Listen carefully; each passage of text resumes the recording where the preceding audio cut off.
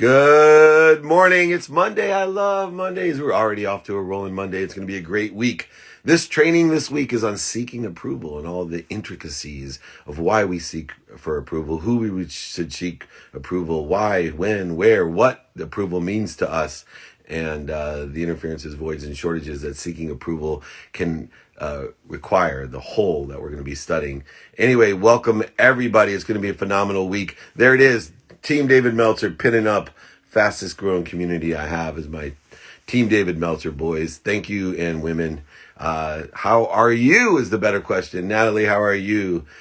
Bien, Diego. Kathy, hi. Jake, Cher, driving down from Los Angeles. How are you, my friends? Everybody, let's get those questions rolling in. I know Instagram takes a little. Bangladesh, Rich, how are you? Thank you for joining me. Very good, very good. It's going to be an amazing week. Thank you, everybody. Let's get these questions rolling. Got some special guests coming on today. How to get better at identifying when ego is getting into the way.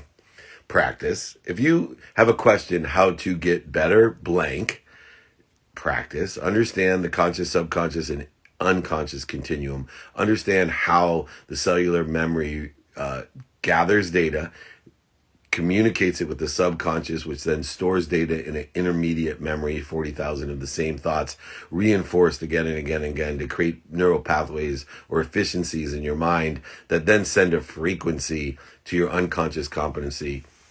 And we have Rabbi Moshe here. Let's bring him on early. We'll get those questions in there while we talk to friends of Jake as well. It's been a very interesting week. Hey, Rabbi. How you doing, David? I'm terrific. Where are you? I am. Do you believe in serendipity? Yeah, very much so. Me too. I'm standing out here in the community basketball court because all the internet in my house went out, and so did the Wi-Fi. So here we are. Nice. So I get to be here with you on the court. Now, are you in Israel? I am in Israel. I'm in Jerusalem. That is so beautiful. I love technology. On a basketball court in Jerusalem here. I'm in my closet in Orange County, California. Doesn't get better than that. It does not. Anyway, you have a book that inspired me, and it's called Discovering Depth, Joy, and Meaning. And it, to me, is very, I think, aligned with what I believe in, looking at things with the right lenses. That's what the lessons for me that came about. And how do we not take the actual object, but instead utilize the right lenses in order to find the light, the love, and the lessons in everything, and lessen the resistance and the voids and the shortages in life. For you, I love the author intent. What was the intent for you of the book, and what lessons would you like to share? I mean, for me, I think the lesson behind all my writing is about reconnecting to the truth of oneself. What I see, and with all the the students that I have and the clients that I work with, is people get so caught up in the external vision or the perception of how other people look at them. It's hard for them to really look past all that, to really experience who they are, their greatness, their talents, their abilities that have been given to them, and what they can bring into the world. And that's not just true about how they perceive themselves, but it's also true about how they perceive the world around them. Right? I mean, those are the two. To me, those are the two most important things at any given moment: is how are you looking at yourself, and how are you looking at your circumstances. And the newness, because this is a Sukkah inspired book, I think, and the newness involved with a new pair of lens, with a new season. How do you share the idea of, I'm not a big fan of starting over. I believe we're an evolution, not a revolution, as human embodiments having a spiritual journey. For you, what's the significance for those people that may not even know what Sukkah is, of Sukkahs to the book? Well, this particular book was really all about coming to appreciate all that has already happened in your life. And when you take the time to appreciate how you got to where you are, you can give yourself the space to be very present and dream about the future. I think dreaming is extremely important. Um, the idea of a sukkah, if we're speaking about that book, is, it's a time once a year where you actually walk away from your regular home. You spend 7 days literally camping out in some tent or hut that is temporary. And the idea behind moving into a temporary dwelling place is really about recognizing that this world is constantly changing. Like you said, the newness is good. It's all about having that revolution. So when I leave behind the concrete walls that I'm used to, and the concrete walls of your apartment, of your home, wherever you live, of your job, of your career, that's a metaphor for feeling that we're stuck in the concreteness of the way things have been till now.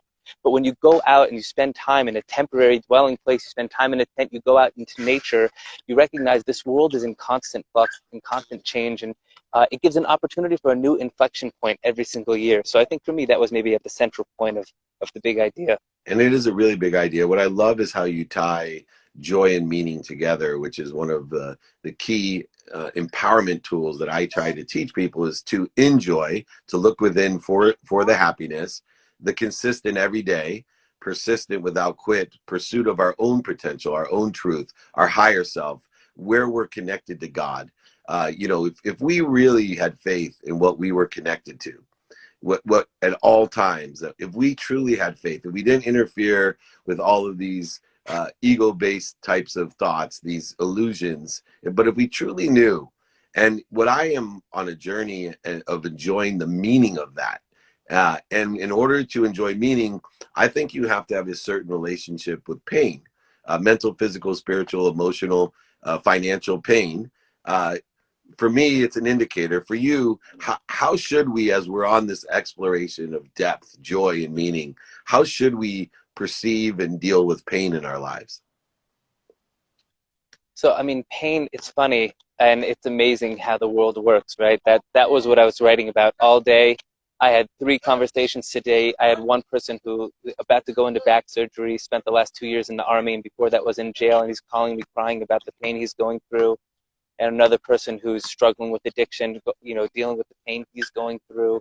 And it's just amazing because pain is not meant to be seen as evil, but something to embrace as part of the process. Meaning, when you can step into the pain, the moment you start to feel is the moment you start to heal. We spend so much of our life running from pain, and running towards pleasure, but so much of the time we actually are running towards just another substitute for one pain for another. And to actually look it in the face and to embrace that which is coming towards us is an opportunity.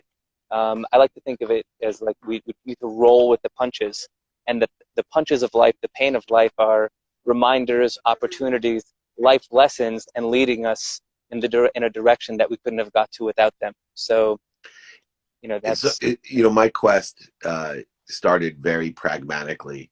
In a very Jewish family where education was the extreme leader of empowerment, to make sure the fetus was fully developed by going to graduate school and pursuing certain careers. But I didn't understand my faith. I didn't understand till later on. I still get choked up thinking about faith itself, because people, sorry, they separate themselves with judgments because they don't know the totality. So we're scared because we don't know the totality. We don't know the oneness. We don't know God, or if he exists. And so we get scared and we separate, and we create resistance, attacks, judgments, and we destroy. It's like one branch of a tree fighting against another branch. And through exactly. my faith, that understanding, and I'm going to share a quick story I learned this weekend from writing my book called The Mentee Mentor, with a young mentee. He told me the story.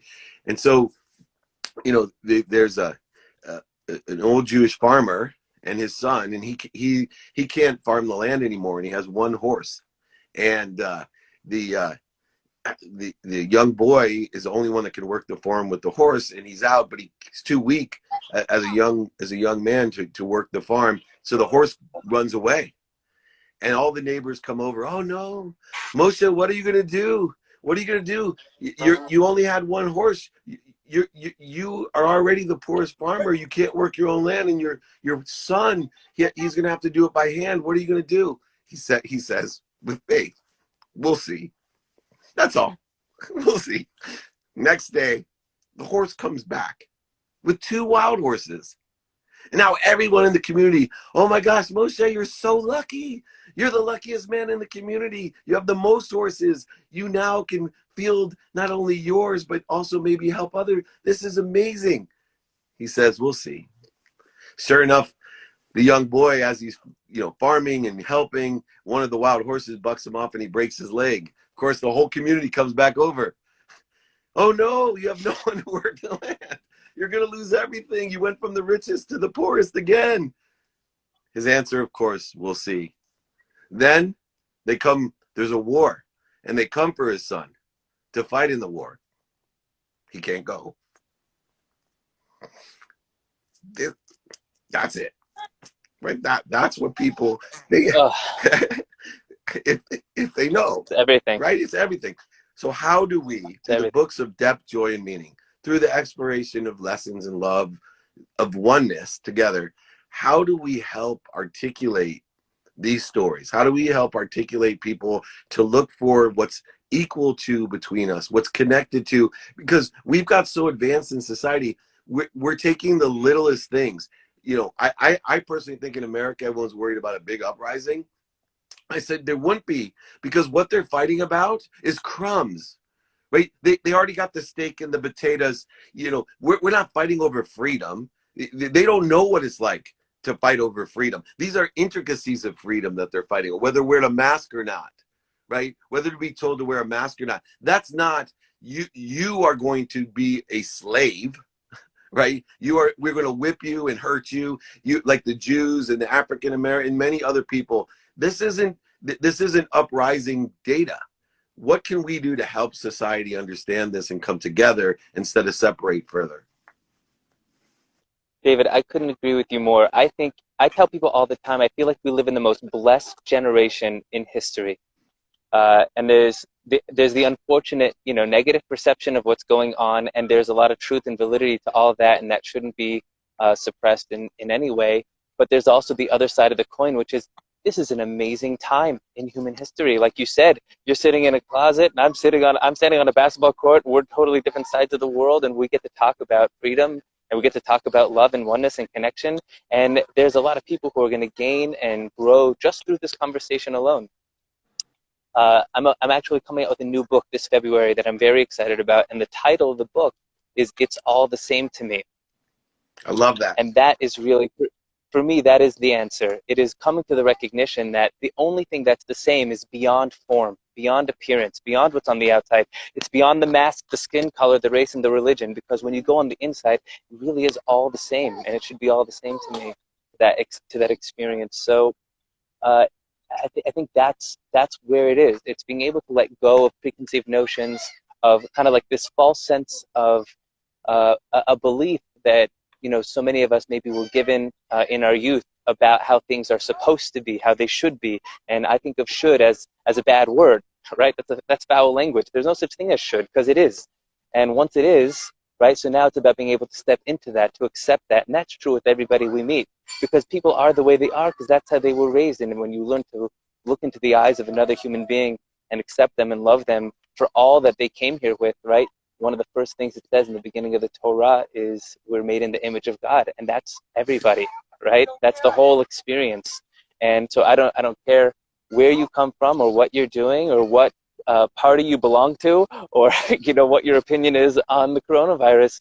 You're another human being that deserves love and respect of the person that you're with. Sure. And look, we'll see. We'll see. I love that. Last question real quickly. So I grew up very Jewish family, still consider myself to be Jewish, of especially culture and demeanor. I believe myself moreover to be a good, kind person. What do you say as a rabbi to someone like me that says, Rabbi, I have a problem with the dogmatic religion of Judaism because it separates within itself with conservatives and reforms and orthodox and Hasidic and all of these different separations. And then moreover, it separates itself from all other religions and Christianity and Muslims and Buddhists and Mormons, and I don't believe in separateness. I know that Judaism doesn't believe in separateness. So why do we have dogmatic principles that separate us if we don't believe in separation? What do you say to me? So I think I say the same thing that I would say to anybody asking about why was I born in Asia? Why was I born in Africa? Why was I born in this skin color? Why was I given this set of parents?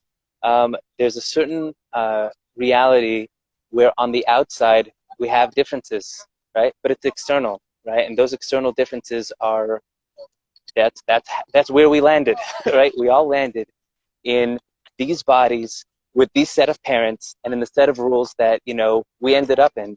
And that's part of the journey, part of the growth is being able to look beyond all of this and find the godliness, find the sameness, find the beauty that exists within all of us. I think at the very end, all the separation and the dissonance that we experience between people, between religions, between faiths, that is part of the setup for us to grow and to find the connection of where we all fit in this amazing, beautiful puzzle, right? This is an amazing puzzle piece of the world. You have to have doctors and lawyers, and you have to have people in sports, and you have to have writers and creators and singers and songwriters, and you've got to have rabbis and priests, and you've got to have Kabbalists, and you've got to have people who are preaching A Course in Miracles. This is a whole tapestry of reality, and everybody has landed in that place, and that's part of the beauty. There's different trees, there's different animals, there's different everything. So yes, we're different on the outside, but we have to start looking beyond the outside.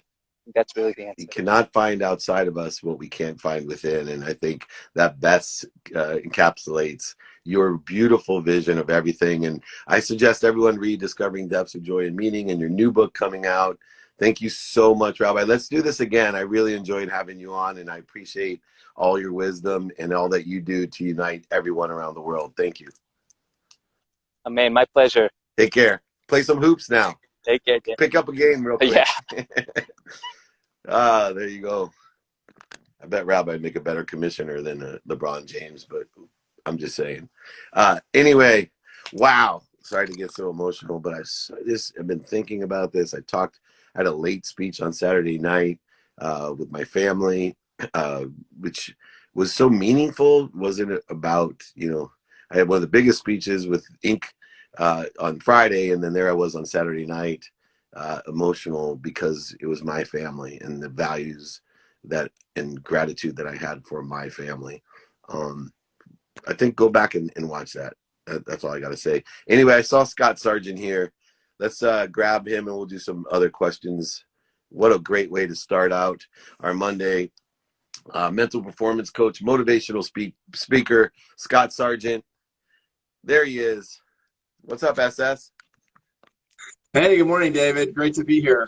Thank you for joining me. This is such a pleasure. You've been inspiring so many people. I'm going to start off with an interesting question. One of the key distinctions I've learned about motivation is there's a difference between motivation and inspiration. And someone like you, as a performance coach, probably understands motivation, transition, and inspiration. I was hoping maybe you could shed some light from your experience on the differences between motivation and inspiration.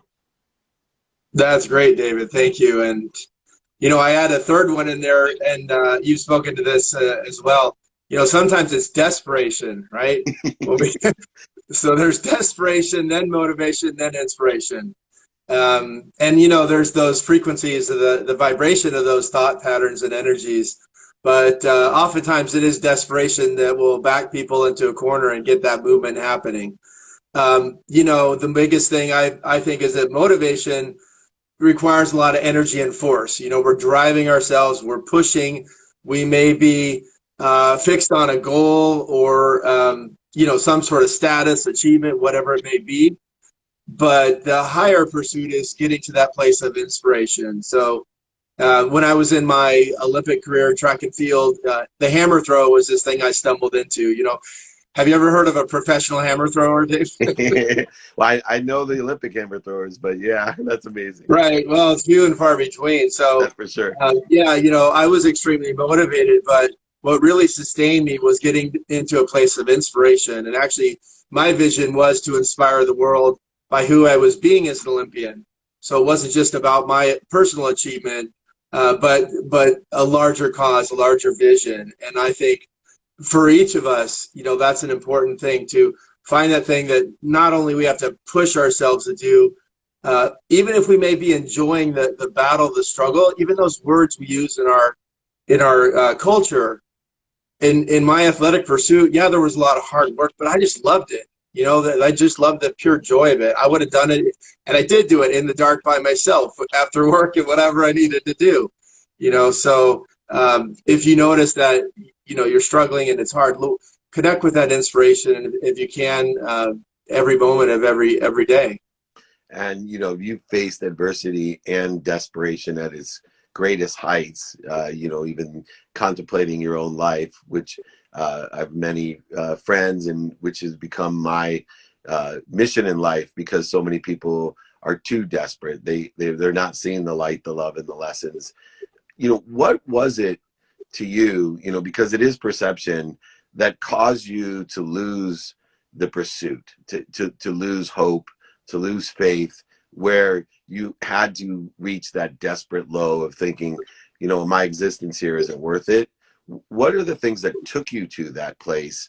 I think a lot of times we talk about the story about when we were contemplating ending our existence, but a lot of people don't talk about what puts us into that position. What were some of the stories that you were telling yourself? Yeah, and I think just to give it context and maybe be a little bit raw and vulnerable. As you know, I was a two-time collegiate champion in this thing called the hammer throw. Went on to 2 Olympic trials, ranked in the top 10 in the U.S. for a 5-year period.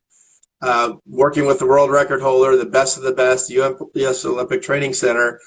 And then, yeah, I hit this emotional pothole or big curveball, as you might call it, completely off guard. I'm performing at the highest level, not only in my sport, but working full-time as an aerospace engineer, doing personal development, leadership training. So I was one of those guys, right, top of the top of the top, the one you would never expect.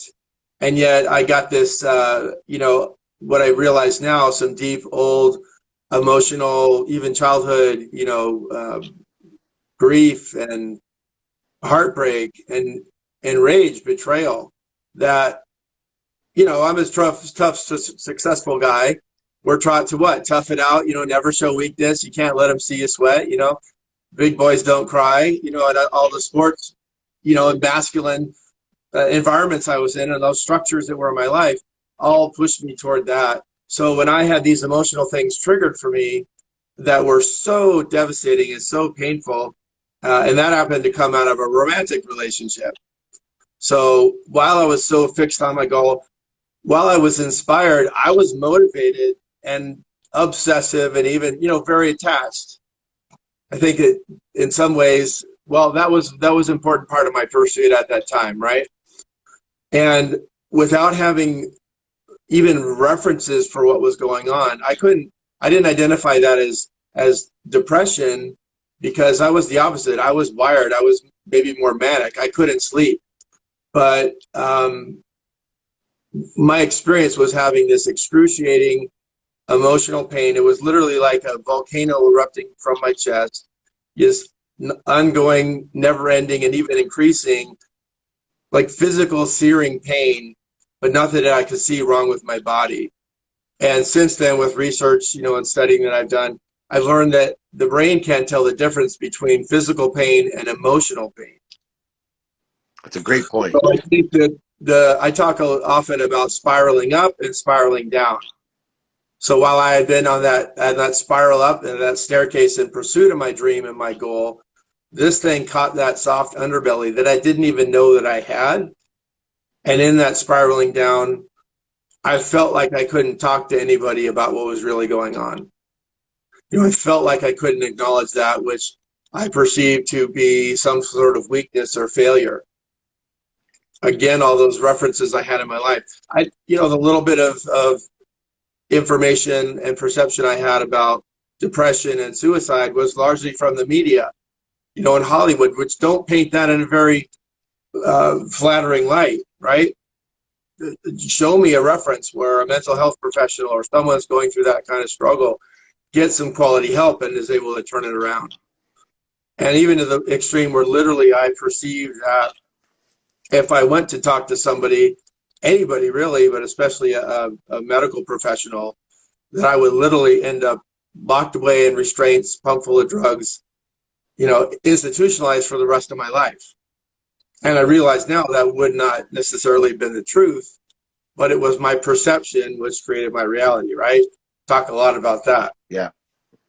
So it was in that inner prison of my own emotional agony, and more so not being willing to talk about it. That's, if I would go back to that guy I was 20 years ago, at that edge, not knowing any other way that I could think of to get out of this pain, without acknowledging this thing that seemed like such a weakness or failure, it would be just to talk to someone. So many people in our culture now are suffering, and the recent statistics are showing that men are up by Americans. We're now almost 50% of Americans are dealing with some sort of anxiety and depression. I think largely due to the increased stress and the increased isolation. Yeah, I think that what is paralleled in both of our pursuits and missions is we want to be those people that we can share with and talk to. That if you're out there and you don't know who to talk to or what to listen to, surrounding yourself with the right people and the right ideas is crucial. And it also, at the highest level, we both work with the highest actualizing people that perform at a level, and we can assist them in getting to a higher level. But we also are both accessible to those that are at the lowest level, at that point of desperation that leads hopefully to motivation and transfers into inspiration of living in spirit, so that you always, one nice thing of having faith, and I'm a very pragmatic, money-driven person, right? I've written books on capitalism. I can give you great business advice. I can still negotiate in a philosophy of abundance. But in the end, to have faith is to have someone always to communicate with, to look within and be able to communicate to everything that we're connected to. Where can people find you? At scott.sargent.7. Anywhere else that they can find you for performance or motivation? Oh, yeah, absolutely. Thank you, David. I'm on Facebook, Scott Sargent, and also my website, scottsargent.com. You got it, my friend. Come join me again. Thank you for being such an inspiration. Thank you for that great explanation that helps us all understand. I think I'll be including that third component. So please, if I don't give you credit right now, Scott Sargent taught me about desperation combined with the motivation and inspiration. And Kathy, I see you there. Kathy Cardenas, thank you so much for joining me as well. Take care, Scotty. Thanks a lot, David. Take care. There we go. 2 for 2. Very inspirational Monday morning. Inspiring others through your transformation. Absolutely. Thank you, Kathy. Blaine, check out scottsargent.com. Posted that up there as well, scottsargent.com, or at scott.sargent.7. Check them out. All right, let's take a question here as we are formulating I think Sonia might be coming on it as well. Girl Power Project. Oh, yeah, look at that. And there we go. I'm 3 for 3. Back to back on a Monday. Friday's training is on seeking approval. You can see how that's intertwined. We only need to seek approval from ourselves. There she is. Welcome. Hi. Good morning. How are you? I'm great. Wow, this is a great Monday morning for the Girls Power Project, huh? Woo! Yes. Oh my gosh, I was so excited, and I am so excited. I'm blessed to have 3 daughters, as you know, and a wonderful wife and a girl dog, which I empower her as well for equality with miniature dachshunds around the world. Or I like to say rejoicing. Equality to me is rejoicing in what we have the same, but more importantly, rejoicing in our differences. So that to me is equality. Tell me about this very important project that you're working on, especially for our young women that are faced with all types of different ideas and challenges and really are, to me, our future. Yeah. So my sister and I, Teddy, are co-founders. And in 2014, we started working with just one girl because her mom was like, she's experiencing low self-esteem. She has mean girl issues. And this girl was 8 years old and in third grade. So we started working with her, and then it kind of just like snowballed effect at the school that Teddy was teaching in. And we started to form this girls group. And it was really, really nice to be able to incorporate social and emotional learning. So we were helping the girls build self-esteem, make healthy choices, build good friendships. And so after we saw the positive effect, we were like, let's build this out into a 10-week program and a curriculum for girls. So that's when we did it. And then we started pitching it to independent schools around LA. And we were just getting in schools. They were eating it up. And then we were like, we also need to have a service component. I know you're huge on service. So we became a one-for-one model. So in 2016, we became a nonprofit. And every time we were in an independent school, we'd go to an underserved community center or school itself and work with all kinds of girls. I would say it takes just one person and one comment sometimes to change a life. Mm-hmm. And I see that with, and I'm going to generalize because it's not true of all girls or all boys, yeah. But in general, there seems to be a difference of how meanness is, for history, how meanness among women are different than on average the way that men are mean. Yeah. I joke around, I grew up with, 4 brothers, five boys in a family. Mm-hmm. And I always said the arguments were surface level in the fact that they usually would end with a punch somewhere and it was over. And I think because maybe inherently women are more intelligent, they find better ways to punch each other that last and hurt more. Yeah. And I hope I'm not offending anyone because I don't mean to. I'm just making an observation from having 3 daughters and then having all the boys when I was young, how long things and calculate. Like, I'm just amazed how strategic it is. How do we, with this idea that all it takes is one voice, one comment to change a life? Because we don't realize that if all you hear is this negative stuff and the people that you care most about, I'm doing a training on seeking approval. Mm-hmm. I always say my kids don't listen to me. That's good or bad. Yeah. They watch me. But it takes someone like you that doesn't know them to say, oh my gosh, you are so beautiful, for them to believe it. You can tell your daughter every day of her life, I am proud of you. I love you. You're beautiful. And they won't hear it. Right. But it takes someone like you that they look up to, that just gives them one comment, and it can actually just set fire self-esteem. Well, yeah. I mean, how do you do that with the empowerment and after school program? Yeah, so the whole thing in social and emotional training is to celebrate girls' strengths and capabilities. So the very first day of class, we're virtual now, but they would walk in and we do a self-love worksheet. So it seems really, really simple. It's like, write down 5 things you love about yourself. That's not about your role as its daughter or, wife or anything. And then, and they have the hardest time with it. Like, they're ashamed to share. They can't think of anything. They'll maybe write down one thing. And so we are there to coach them and help them, like, see the power that's inside them, to be like, it's not like, it's like good to know your capabilities and it's good to know your strengths. And that's why it's really important to know your core values, which is another thing that we do with the girls. It's like we create, like, we're like, what's your, like, standards? What's your base value of, like, anytime you make a friend or you're a friend to someone else, what are the 4 things that are the most important in their characteristics? And so that's where we start at Girl Powerful. And we work through this journal, actually. That's so cool. So, yeah, we just basically work with them, proud of who they are. And then the girls come home and they tell their parents, like, I'm obsessed with Girl Powerful. I love Teddy and Sonia, and then parents give us feedback that's like, you're helping my daughter. You're making such an impact, and that's why we're here. I have a question. Mm-hmm. If I use that exact same program with boys, that same book, and started off, would it have the same effect? I think so. Yeah.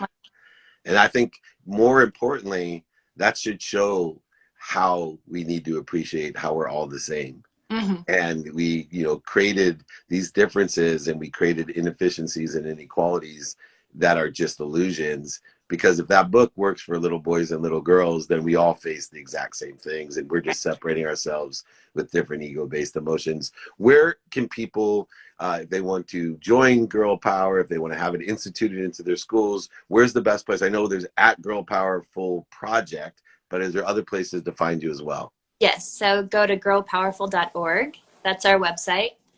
And then we actually have a big self-care summit coming up on December 5th. So it's Awesome. all hygiene, movement, healthy cooking for brain function, all the things we needed to know when we were younger that we didn't have. It's going to be here. So December 5th. So look out for that on our Instagram. Oh, I have one of my new coaching clients, Aunt Shell.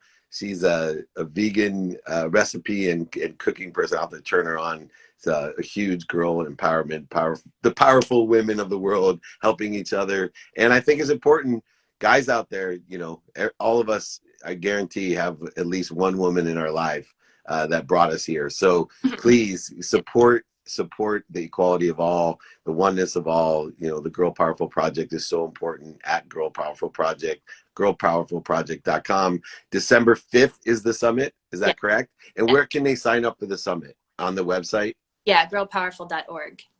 All right, perfect. Everybody sign up for the summit, support the summit. All you companies out there that talk the talk, it's time to walk the walk. Let's support. That's right, Sonia and her sister. Thank you so much for joining me. Thank you, David. Thank you. Thank you so much. What a great day.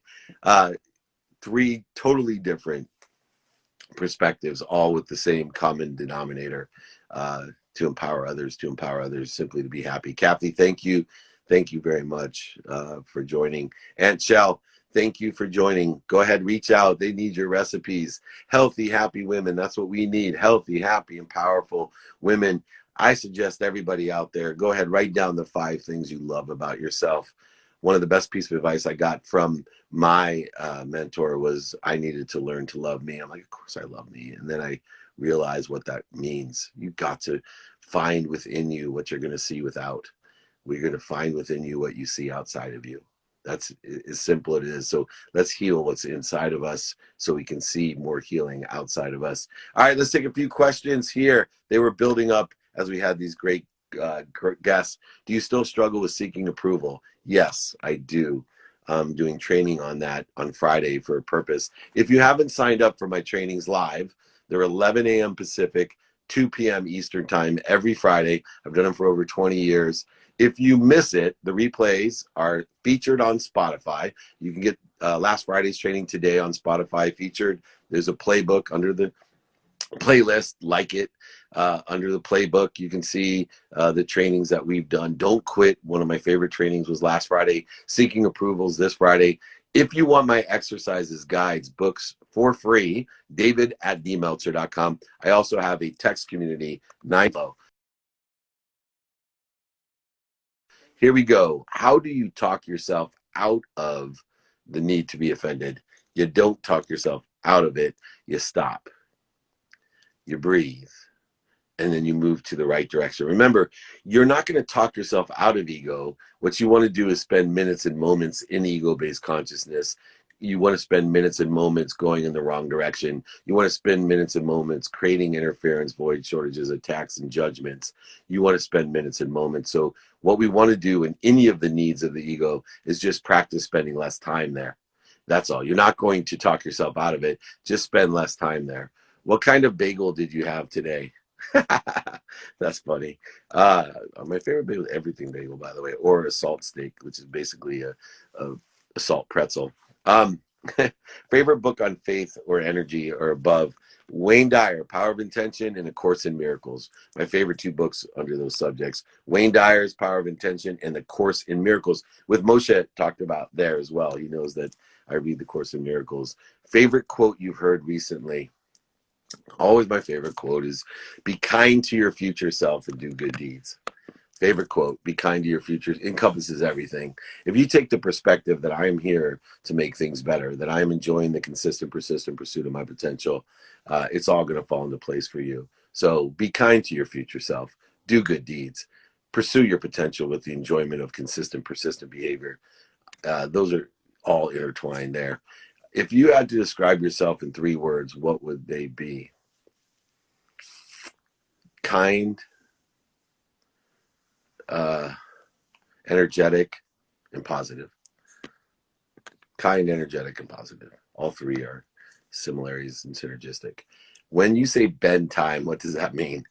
That means that understand time in a totality of perspective. Time can either last long or run short, determined upon your attitude and aptitude. Time bends with your perception. And so when you can learn to bend it to your favor, determined upon a situation by finding light, love, and lessons in that, and utilizing time and maximizing your productivity, accessibility, and gratitude, you can get a quantitative result, a delta that will allow you to get what you want more rapidly and accurately. Woo-woo term for that is manifestation. Let's see here. How to figure out what business to start with 10,000 pounds. Well, what I would do is look at your capabilities, save that money right now, look at your capabilities, your skills, your knowledge of what and who, and your desire, and then see what's doing well today and find an expert in that field and see how your capabilities are synergistic or supplementary to that and invest in it. Or what's stable today or what you think will do well in the future. But find at least, 3 mentors in that space, people that sit in the situation you want to be in before you make that investment. My favorite investments are the ones that have no emotional attachment, that have no chance of losing any money, may not earn as much, but for me, once I've earned it, I don't want to lose it. So I don't care if it makes 2% or 20%. I am only focusing on making more of it to save more of it. I just don't want to lose it. That's my personal time and risk tolerance, which are the 2 things you always have to determine on any investment before you make it. Timing, risk tolerance, capability, synergistic, supplementary to the industry career, and find an expert. All great things to do. What the one simple habit I can do every day for a better life? Say thank you before you go to bed and when you wake up. If you want to change your life, say thank you before you go to bed and when you wake up. Join my text community and you can send me a thumbs up, 949-298-2905.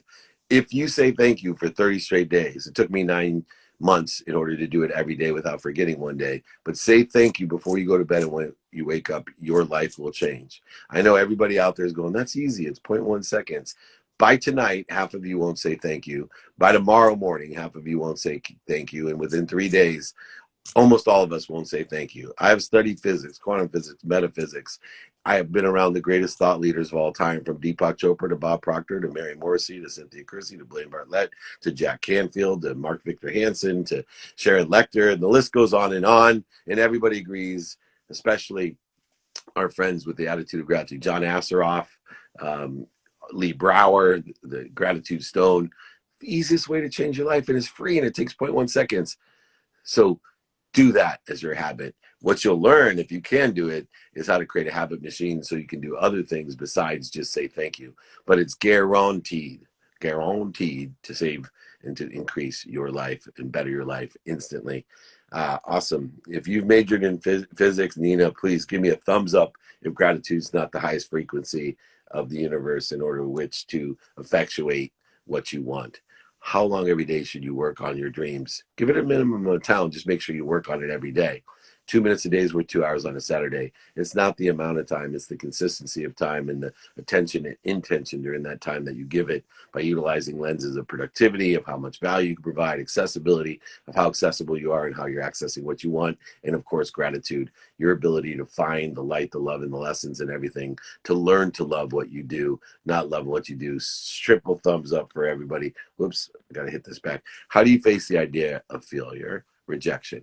It's a natural part of the process, but what's the best mental perspective? Look, pain, failure, mistakes are just an indicator. They're not a stop sign. I have no fear of it at all, right? It's an indicator to me. I get excited because I immediately, when pain, mental, physical, spiritual, emotional, financial pain comes in my life, I get excited to find the love, find the light, and find the lessons in that pain, and it goes away. Life is about lessons. The lessons will keep on coming until you learn them. They result in pain if you haven't learned a lesson. So all it is an indicator to change directions, to go to a better place, a better position, a better situation, or make your situation better. Pain is an indicator. It's not a stop sign. Don't be afraid of it. It's not a cliff. You're not going to fall off of it.